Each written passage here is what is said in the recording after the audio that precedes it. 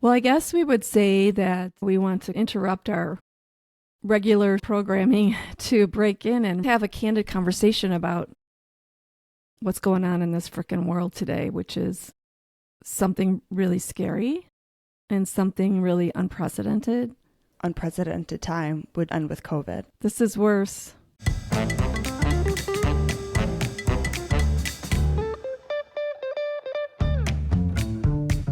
Gloria Steinem once said, "We will never solve the feminization of power until we solve the masculinity of wealth." Barbara Provost and Maggie Nielsen are the team at Purse Strings that will help you navigate the ins and outs of financial independence so that you can be financially fearless. This is Women in Money, the shit we don't talk about. We can't look away, right? I mean, we watch the news, we see what's happening. Neither you nor I live in Minnesota, but I live in Chicago. You live in Missouri. And it doesn't matter anymore where you live because everyone's afraid. Everyone's scared. And we are two white women who can walk down the street without any fear, for the most part. We have fears of a different kind, but in this day and age of ICE, we talked to one of our PSAPs who said she's afraid to let her grown children go out of the house and go to school and all of that because they're Hispanic and just the color of their skin, they could get stopped. And people are not sending their children to school, and I don't blame them. Doing all the things. Yeah. People are shopping for their neighbors, which I think is great. I mean, people are coming together in that respect. But when it comes to killing innocent people on the street, Americans killing Americans, we've come to a place where there's no way you could wrap your head around this happening. I would say part of the reason why we want to do this episode is like we know we can't just stay focused on these other things and pretend like it's not happening. Like everyone feels it. Everyone's exhausted. You know, it seems insensitive to just talk about any of these other topics because this is lives. We need to check in with each other. I mean, it's almost like your sense of stability. It's like our bodies are so unregulated because every time we pick up the phone or read something across the television, it's so scary to think the world that we're living in. The worst thing is that it could become normal. It could be normalcy. I mean, we're still sending children to school, and we know that there are all these school shootings every day. Hopefully it won't happen, but it's like the expectation, yeah, that could happen. That should never be the expectation. Killing people on the street like this should never be the expectation. We have rights to protest and to use our voices. It's not something I ever thought I would live through. I saw like the Holocaust and all these protest stories in the history books of women's rights and all these things. And I always thought, well, those are black and white pictures of the past. It's scary how we're living through it. And social media does make it such a different age where you're connected to it for better or for worse all in real time. All the time. You see the videos, you see the shooting, like, which is new to take in. But I say not a bad thing because we're seeing in reality what's really happening out there, and it's not masked by a news reporter reiterating what we think we saw, which is a lot of times in these news channels so one-sided and not the truth. So I think these people who are out on the streets and reporting and showing real life are the ones that are telling us the truth. Yes and no. And the reason I say that is because, I mean, we just saw that TikTok was purchased. I've seen so many articles recently about how if you mention ICE, if you mention Epstein, they're muting your videos now. That's also happening across like Facebook and Instagram. And so as much as things are shared, yes, it's depending what these big honchos want to do, who are all a conglomerate and have a different agenda. And so it can't all be shared. I mean, some of these things I know get passed around. Like there was that one time about how they wanted to pull a 60 Minutes clip, which pulled from the United States, but didn't pull from around the world. And so I saw people's TV recordings of what was projected at their 60 Minutes, you know, in Canada or somewhere in Europe. And so it makes me wonder how much also I'm not seeing and what's still being muted out there because, you know, I have a girlfriend in Minnesota and she's like, they're in my neighborhood. We're out there with whistles. She's out there with candles. And she's like, the news is not even doing it justice of what's happening, which is so hard because she's also fighting cancer at the same time. It's also no degrees outside. I have somebody else whose mom's passing away, and it's hard just to go on your everyday life and deal with these things that are also very hard and have this on top of it. You know, it's not like everything else stops. And it's hard as business owners because this is also our income here running a business. And so how do we also go on the streets and protest and stick to the man and do these things while we still have to make sales and run our business because you've got to eat too. And where's the middle ground in these different things when you're pulled in every direction and all of them are very draining? And I think that's why it's important to have your circle of who do you check in with. Like I texted a dear friend of mine and I said, where can I just go scream at the top of my lungs? Where can I scream into a canyon or a pillow or something like that? Because it's like, you don't know what to do. You ever drive down the highway and scream in the car, plus or minus the windows down? You can't do it at a stoplight. No, I've done this before. It is the most cathartic thing. That's a great idea. Get on the highway. Don't be next to people. Scream bloody murder in the top of your car. There you God, go. it's amazing. And find that circle of friends that you can text. Some of my sibs, some of my very close friends. Like, what can we do? And you know, I'll tell you, Maggie, I love that those people got out and protested in like 0 or negative degree weather. I mean, the power of all those people coming together just made me feel good that people were stopping everything that they would do in their normal day and making this the priority and standing up and making their voices be heard. My concern, though, is, does it do anything? Does it move the needle? It doesn't not do anything. It's not going to make it worse, I don't think. And so that's kind of where I'm coming from, is like, we've got to be out there and show our ways. And it's, again, I think it's different with the social media. For a protest, you do it, you'd go home and people would see it on the street. Now, a lot of people feel unsafe going to protests, which I hear you. A lot of people are not physically capable to do it, which I get, especially when it's no degrees outside. It's no easy feat. And so it is finding those ways that you can be a helpful hand, whether that be going to the grocery store for your neighbors. I always have like the 5 calls app and doing your 5 calls a day to your local government, leaving the messages. I mean, you can't do nothing, but it is part of like, is this enough? How do I do more? Because I'm not in Minnesota, but you know, in Kansas City, there are spottings. I know people are reposting it, but it's scary. And it is that need for community, having that safe space just to, I don't know, talk it out. Yeah. Debrief, talk it out, share your feelings, have an opportunity to kind of unpack what you're feeling and checking in with other people. How are you doing? How's it going? Instead of just going right into your meetings and going on with your day, acknowledging that there's crap going on, really, really bad stuff around us. And it's very, very scary. It's a very scary time. I think it's scarier than COVID. And I would say for the work that we do around empowering women, there's no time like the present, because I feel a lot of misogyny, and I think they're coming for us like they always are and suppressing the rights of women.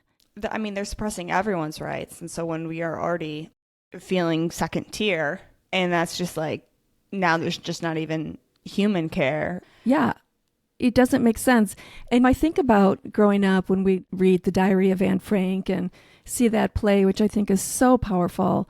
And I would think to myself as a young woman, why did the people let this happen? Why didn't people in government or leadership come forth and stop this inhumane behavior? And I couldn't understand it, because I believe that the government, especially in the United States, was really powerful and could have done something. And I never could understand it. And yet, fast forward to today, our own government is killing us. It's almost parallel. It's so scary, of people not being able to leave their home, people being picked out of a crowd based on the color of their skin or their accent or something like that, and just being berated, pushed down, put in cars, taken away without any conversation about who are you or what are you doing. It's just not right. It's just so scary.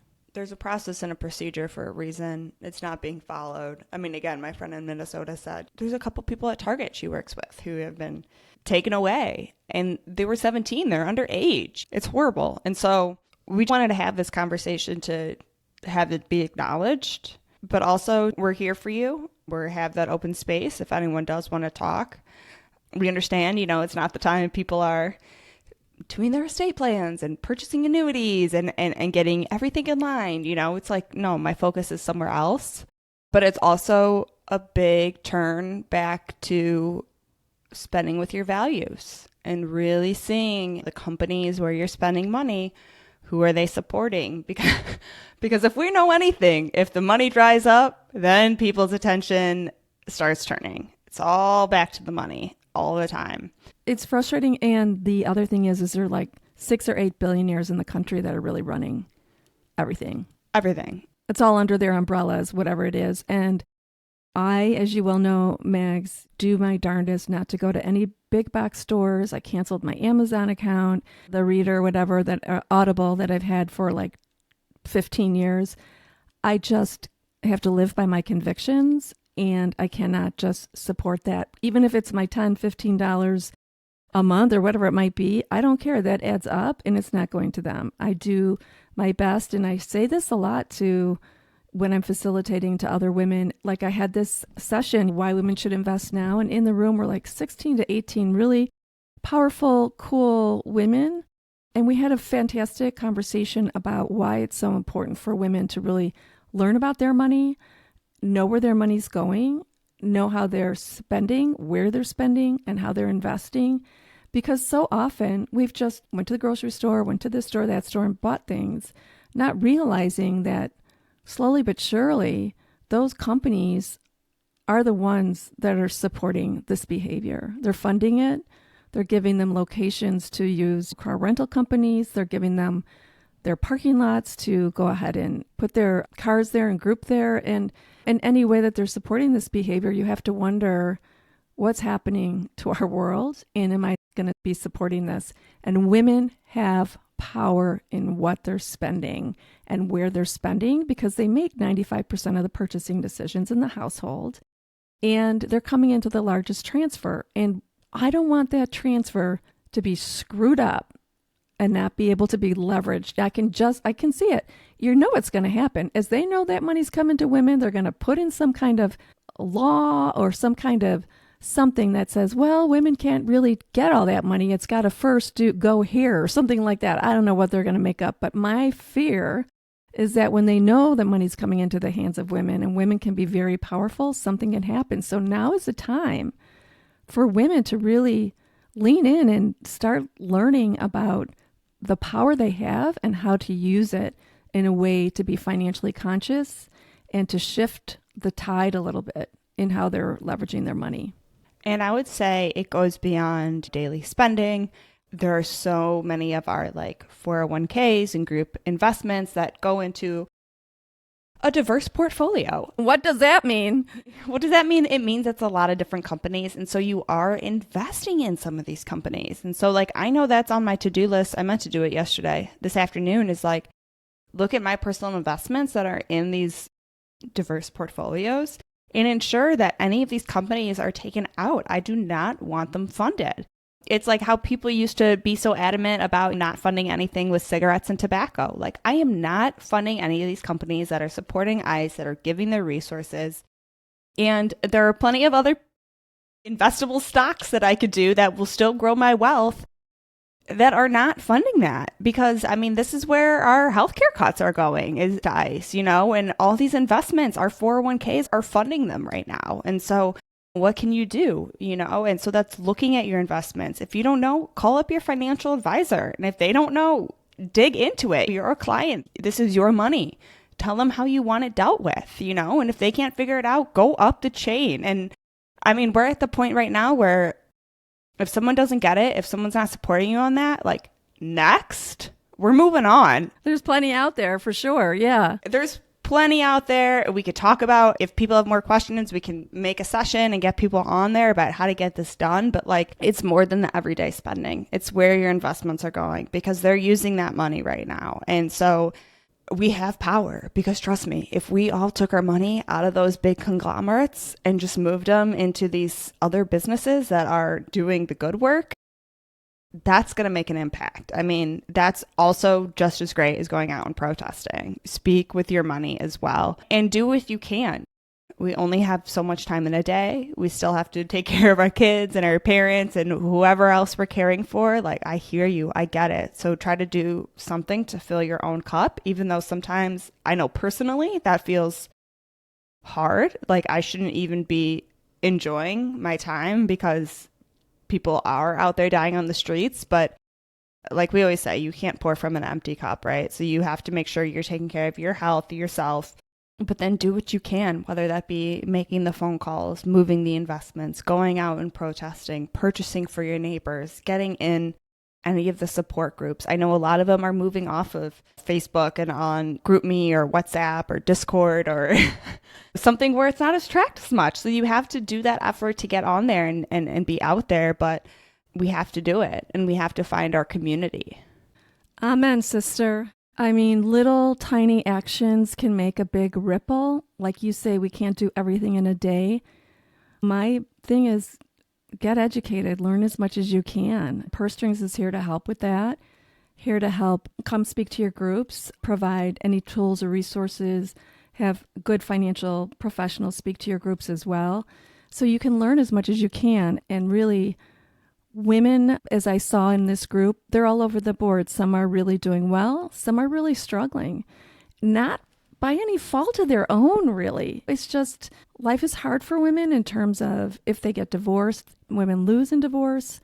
When they have children, they come out of the workforce, so they don't have contributions to Social Security or their matches if they had that as a benefit. Plus, they lose their health care. They have to buy health care, perhaps. All of that adds up. And we well know, and it's been proven, the day in the life of a woman is a lot more expensive to live than it is for a man. That's why we need to learn how to best leverage our dollars and our investments. And we too need to invest. It's not save. Just not put your little pennies in a piggy bank and save. Learn investing. You don't have to do it yourself. Talk to your financial professionals or any one of their Purse Strings approved professionals who can help you understand that, because those will make big, big ripples. And I guess my last note there is what you have, where it's going, all those things. Then you can do more with your money, giving to these causes that are boots on the ground, giving to these causes that are fighting the legal battles, giving to these causes that are doing like immigration law to help people be in the country and be here legally and safely and providing those complementary legal services. And so I think that's my always biggest push is like, sometimes I feel so small and little, but like if I know, then like I can continuously, when things are good or when things are bad, continuously give to some of these organizations that are putting out the real news, that are doing the boots on the ground work. That's a huge impact. And so since women have this money, if you could fill your cup and fill their cup, that's amazing, you know? And so again, it comes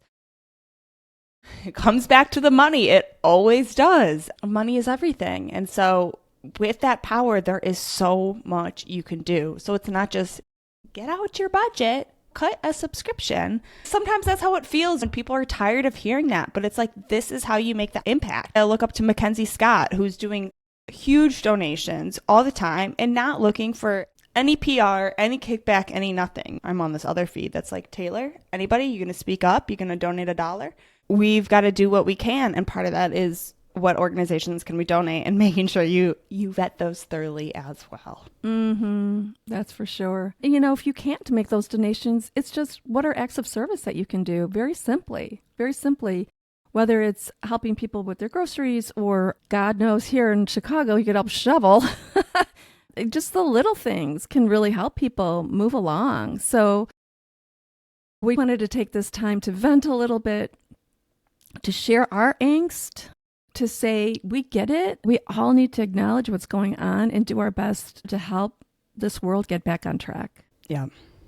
So we encourage you to take an action or two today, make the 5 calls, talk to a neighbor, see what you can do, see if you can get in a group. You know what really made my heart happy? Did you see like a couple weeks ago when people would put little food banks outside their house They made these little huts, almost like lemonade stands with some groceries. And then it's just like, take what you need. When the community comes together, I just get so warm-hearted. It's just the sweetest thing. I wish we didn't have to do this, but it's coming together. Just try to get those little bits of happiness in the middle. Power to the people, for sure. I mean, and it's oftentimes the people who have the least who help the most. It's so insightful. Yeah. And know that we're here as a Purse Strings community to support you. We have our Facebook group, happy to hold any conversations. We have our money talks, come and have any conversations.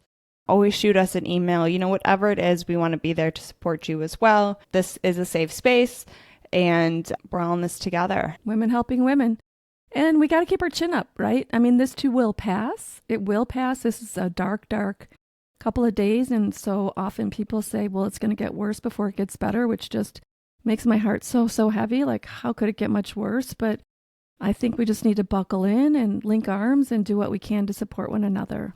So we appreciate you listening today. We appreciate you being part of the community and sending some love. Yeah, sending love, strength, support. You've been listening to Women in Money, the shit we don't talk about. Now it's time to take what you've learned and make bold moves towards financial independence.